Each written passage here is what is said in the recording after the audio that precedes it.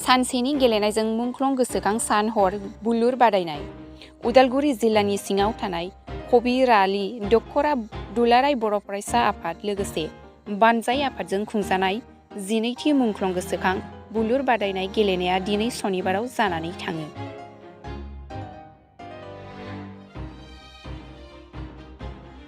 बेखेवना होयो उदालगुरि जिल्ला एबसुनि आफादगिरि कर्नलियास दैमारिया। बुलुर गेलेनाय बादायनायखौ आब्रुथियै सामलायो बानजाय आफादनि आफादगिरि हरिसिंगा बियाबनि MCLA सन्जय सरगयारि लोगोसे मावथि फारिया बिथांमोना। बे समाव बानजाय आफादनि आफादगिरि अदेबानि MCLA सन्जय सरगयारि आरो कबिरालि एबसुनि आफादगिरि बिथांमोना खौरांगिरिनो एरै फोरमायो। कबिरालि दखरा फरायसा आफादनि बानजायनायाव दिनै 12थि भलिबल एबा बुलुर बादायलायनाय जि कम्पिटिसन जि टुर्नामेन्ट बेवहाय खुंनायनिनो बानजाय आफाद आरो बानजाय आफादनिनो आङो चेयारमेन आरो जोङो बे ओनसोलाव जिहेतु खेला दुलानि बेफोरो खुब बारा जाया आरो बेनिखायनो बे ओनसोलाव जोंनि फरायसा आफाद बिथांमोना गोबाव समनिफ्राय दिनै 12थि जि जाबाय 12 बोसोर बिथांमोना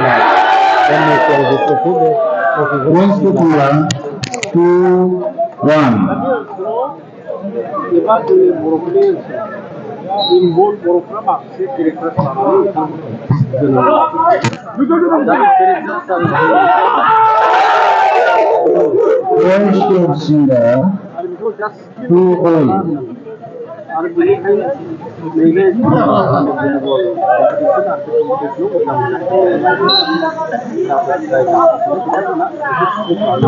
सर्विस पोल 15 सर्विस पोल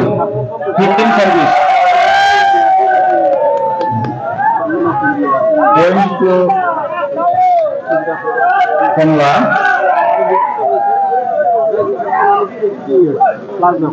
3-2 दा अबेबा जायगायाव बिथांमोना माबा मोनसे फिनान्सियेल कनस्ट्रेन्ट माबा मोनसे goal score singer 3-all खालामनो हायाब्ला खेला दुलानि दारैबो बिथांमोना दिनै नोंथांमोनानोखि जोंनि फरायसाफोराव साख्रि बेबायदि जागासिनो स्पर्ट्समेनखौ बिथांमोना आसाम पुलिसावबो जि दान मोननै मोनथाम बेवहायबो बेबायदि आंनि बिरुद्ध बेबो स्पर्ट्समेनफोरखौ बांसिन आरो बेनिखायनो जोङो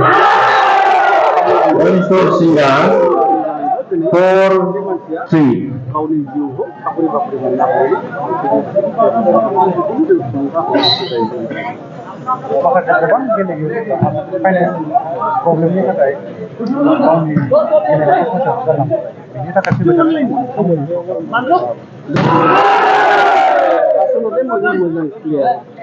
जोंनि गेजेरावल' नङा इन्टारनेसनेल स्टेट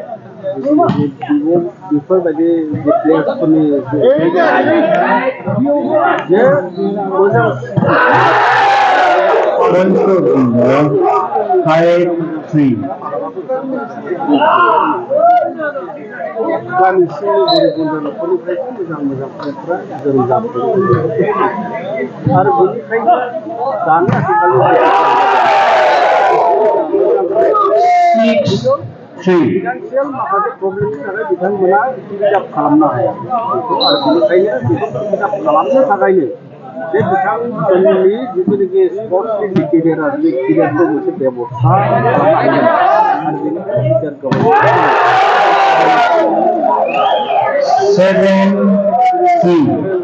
स्किलनि प्रजेक्ट हागौ आरो बेवहायबो मोजां प्लेयार बिथांमोनखौ जों सेलेक्सन खालामनानै एकाडेमि फ्रि अफ कस्ट बिथांमोना कचिं मोननो थाखाय लेखा फरायनायनि बेबस्थाखौ आरो बेनि गेजेर खालामोब्ला अब्लासो जोङो गुबुन रायजो मा होनना बुङो भारताव जाय बिथांमोना एकाडेमि दिनैनि जे जाना दा बिथांमोना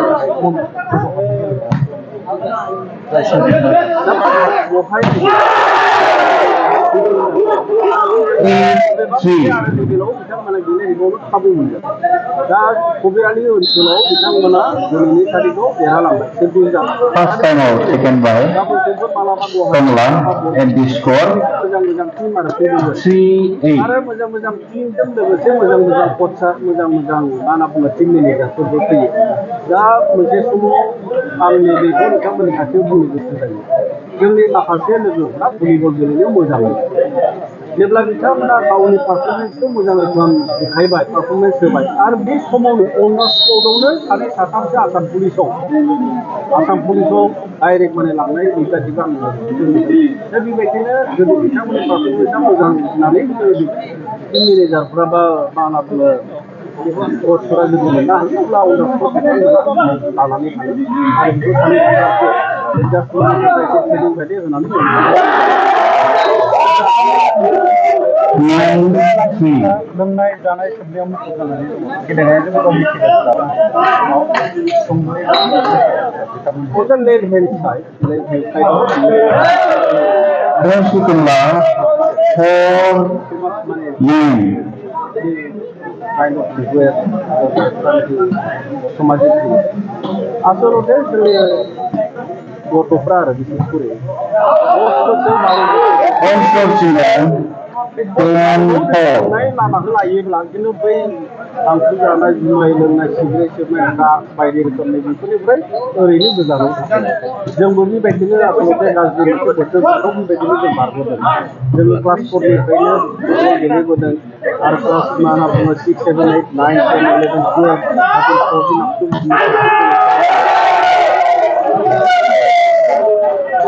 11, 12,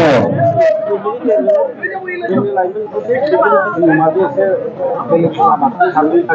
बेबायदिनो गोदान गोदान बिथांमोना माने सोलोंनो गोसो जायो खिन्थु बेखिनि समाव जुदि दसे सम 12-4. अन्तत बेलासे 4 बाजि बा 3 बाजिनिफ्राय जुदि दिहुननाय एक्सारसाइज खालामोब्ला आरो बिथाङा बेलेग माने गाज्रि रोखोमनि खोथाफोरखौ सिन्था खालामनो थाखाय माने टाइम मोना आरो दा बेनिखायनो जोंनि बिमा बिफा बिथांमोनाबो गावनि गथ'फोरखौ बिथांमोना हरनांगौ Then Tongla 5-12. दा बे समावहाय नुनो मोननाय जादों गोबां बिथिंनि गेलेनाय बादायनायखौ होनाय जायो नाथायबा चेम्पियनशिप आरो उइनारशिप बिथांमोननि प्लेयारनि थाखाय माने फोरमान बिलाइ सार्टिफिकेट होनायखौ नुनो मोनो बे समाव माबोरै मोनसे जेब्ला एस'सियेसन अब्ला बे मोनसे नियम खान्थि बायदि फैयो दा एस'सियेसना जेब्ला बैफोर खेलफोरखौ जेब्ला बिथांमोना मा होनना बुङो फाथिगोन अब्ला बेखिनि टाइमाव पार्टिसिपेन्ट आरो दा बिथांमोना One score singer 13-6. दा जों जेरैबायदि कम्पिटिसन खालामदों बेयाव माने आरो ट्रफिखौ होनाय दा बेजों लोगोसे बे सासे विनार टीमनि बा चेम्पियन टीमनि प्लेयारा बिथांमोना बिनि दारैनो सिकिउरिटिखौ ओरैनो माने मोनखायो आरो थांनायनि लामाल'सो 14-6. दा बहाय मोजां मोजां बेबायदिनो माने आं सासे 94आव लोगो मोननाय आं जेब्ला साब जुनियर गेलेदोंमोन 94आव आरो बिनिनो कच हिसाबै सासे माने सुबुं बहाय दंफैयो आं बिथांखौ लोगो मोननानै खुब मोजां मोनदों आरो बिथाङा बहाय फैदों माने 14 बोसोर फैदों बे बिथांमोना जाहाथे बे प्लेयार्सफोरखौ जाहाथे मोजां जायगाफोराव हरनो हायो बर' फरायसा आफादा जिनैथि बुलुर बादायलायनाय हाबाफारि बेयाव मा बुंगोन बे समाव कुबेरलि दख'रा दुलाराय बर' फरायसा आफादा जि मुंख्लं जालांबाय कुबेरलि ओनसोलनिफ्राय बेयाव 63 मुंख्लं दङ बिथांमोननि मुंखौ जों गोसोखांनानैनो बे बादायलायनायखौ जों खुंनाय जायो आरो बे खुङै देग्लाय जोङो 12थि खुंथायाव जों सफैबाय आरो बे 12थि खुंथाया जोंनि कुबेरलि जौसिन फरायसालिनि गेलेग्रा फोथाराव जागासिनो दङ आरो बे गेलेनायावहा जोङो मोन 8 भलिबल टीमखौ जों हांख्रायदों आरो बिथांमोना दायो जोंनि गेजेराव गेलेगासिनो दङ आरो जों तेजपुरखौ हांख्रायदों तामुलपुरखौ हांख्रायदों हाजोबिकापारा हरिसिङानिफ्राय मोनहैदों टंला दङ दरङिपारा दङ बेबायदि जों मोन 8 टीमखौ हांख्रायदों आरो बे गेमखौ सामलायनो थाखाय जोङो मोनसे बानजाय आफादबो दानो होनाय जों दुलाराय बर' फरायसा आफादनिफ्राय आरो बे बानजाय आफादनि मासिगिरिखौ लादों जोंनि हरिसिङा समस्तिनि UPPLनि MCLA बिथां मानग्रा सन्जिब सरगियारि बिथाङा आरो मावफुं आफादगिरि महरै दङ सन्जिब मोसाहारि बिथाङा UPPLनि उदालगुरि जिल्लानि इउथ सेलनि आफादगिरि आरो बे गेलेनाया मोजाङै मोजां जाफुंसार जादों। दुलाराय बर' फरायसा आफाद कुब्रालि दखराया गोबां खस्थ' खालामनानै बे गेमखौ खुंबोबाय थादों आरो देग्लायखौनो इयुनावबो जों खुंलांबाय थागोन। सोर बेखेवदोंमोन बे गेमखौ बेखेवदोंमोन जोंनि उदालगुरि जिल्ला दुलाराय बर' फरायसा आफादनि मानगोनां आफादगिरि कर्नेलियुस दैमारि बिथाङा बे गेमखौ बेखेवनानै होयो दिनै फुङाव। बे सान हर गेलेनाय सानसेनि हाबाफारि नङा होमबा? बेयो सानसे जागोन फुंनिफ्राय जागायनानै बे मोनानि 10 बाजिसिम सोलिगोन बेयाव जोंनि फाइनाल गेमा मोनायाव जाहैगोन जों। बान्था महरै बेबायदि माबा मोनसे थि खालामदों? बे बान्था हिसाबै जोङो सेथि बान्थाखौ जोङो 10,000 होदों, नैथि बान्थाखौ जोङो 8,000 होदों। बेनि उनावनो जोंहा थागोन बेस्ट प्लेयार थागोन, बेस्ट मेचार आरो लोगोसे बेस्ट डिफेन्डार जोंहा मोनथाम एक्सट्रा प्राइज थाबावो। बे बुलुर गेलेनाय बादायलायनायनि गेजेरजों उथिफुनाय लाइमोन सेंग्राफोरखौ मा होननानै मेसेज हरनो नागिरो? आरो बे बादायलायनायनि गेजेरजों जोंनि हालामाव जेसेबांखिनि गेलेगिरि दङ बा गेलेनो लुबैदों बिथांमोना जाहाथे थुलुंगा मोनो, नायनानै सोलोंनो हायो माबायदि गेमखौ गेलेनांगौ आरो बिथांमोननि गेलेनायखौ नायनानै जाहाथे इयुनाव बिथांमोना गेलेनो गोसो जायो बेबायदि थुलुंगा मोन्थों होननानै जों बे गेमखौ होनाय जायो। गेलेनायाबो मोनसे सोलोंथाइनि बाहागो हिसाबै गेलेनायनि गेजेरजोंबो गोबां गावनि जिउ राहा दानो हादों। बे बेलायाव मा बुंगोन? गेलेनायनि गेजेरजोंथ' गोबां जिउ राहा दानो हायो। भलिबल नङा गुबुन गेमखौबो गेलेनानै जिउ राहाखौ खुंनो हायो। बे बेलायाव भलिबला जाहाथे जोंनि ओनसोलावहा एसे खमिबोदों बेनिखायनो जोंनि ओनसोलाव जाहाथे गेलेगिरिफ्रा थुलुंगा मोनो बिनि थाखायनो जों भलिबलखौ फाथिनाय जायो जाहाथे इयुनावहा मोजां मोजां गेलेगिरि ओंखारनानै जाहाथे गावनि जिउ राहाखौ खुंनानै गावनि आथिङाव गाव गसंनो हायो बिनि थाखायनो जों बे राहाखौ लानाय जादों। जायफोरा मुंख्लं जालांबाय, जायफोरा मुंख्लं न'खरनि सोद्रोमाफोर बिथांमोननिसिम मा होननानै साबायखर मा होननानै मेसेज हरनो नागिरो? जायफोर मुंख्लं न'खर दङ जोंनि बे ओनसोलाव 13 न'खर दङ, बिथांमोननि न'खरखौ जोङो दुखु फोरमायदों। बिथांमोनखौ जों